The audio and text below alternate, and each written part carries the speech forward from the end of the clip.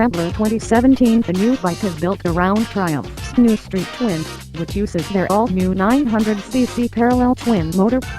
The platform, which also spawned the new D100, D100 Black, and Street Cup Cafe Racer, has been incredibly well received, with the little motor taking the spot in most of our staff's hearts right behind Triumph's new Halo Thrust and R.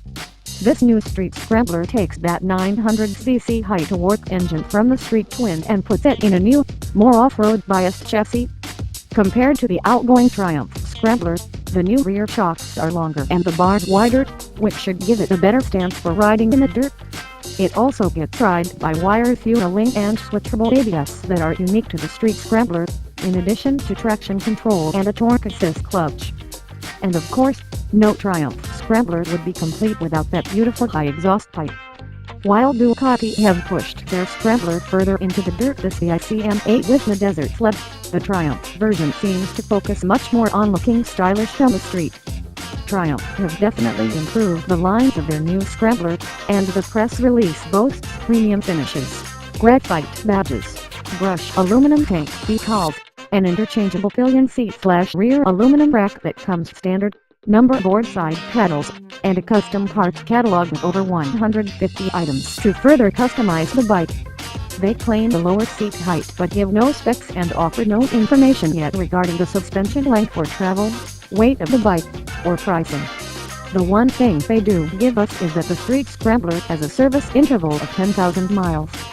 As much as I want to not like this bike because fake cars, I think they did a really nice job with the aesthetics of the bike. Triumph understand better than most that the little finishing touches on a bike can make a huge difference in the perception and overall happiness of someone swinging their leg over the thing. So I really appreciate things like the black bezel on the headlight for the aluminum bracket used to attach it, the rubber knee pads in the tank, the finish of the new mirrors, the bash plate, or the beautiful machined speedometer face. I think we need to stop being so angry about scramblers that don't scramble. At this point, the term Scrambler is like cafe racer in that, at least to me, it describes a specific aesthetic style of bike. It's a style that's en vogue now and for good reason, because they're cool looking and nice to ride. In the same way that no one is racing from cafe to cafe on their cafe racers, I think there's nothing wrong with just liking the looks and riding positions of these bikes and riding them around the streets.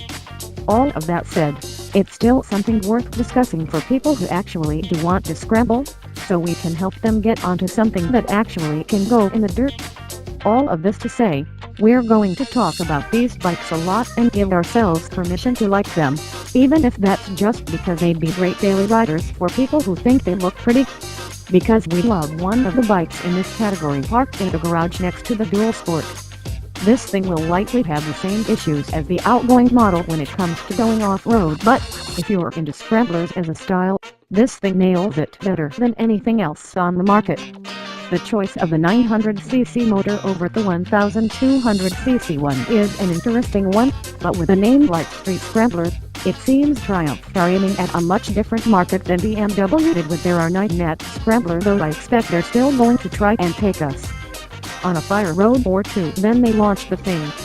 I still haven't had a chance to ride the Street Twin, but outside of the Thrust and R, it's the favorite of the other staffers around here, which makes me think Triumph might have nailed it with a motor even if it isn't impressive on paper with only 55 horsepower or so. For those of you dying to get a look at the new Street Scrambler in person, Triumph is taking it on a tour called the Brutal Beauty Tour, which has over 50 stops where you can check it and the rest of their modern retro line out. For more info about the dates of these stops, which take place all over the US and Canada,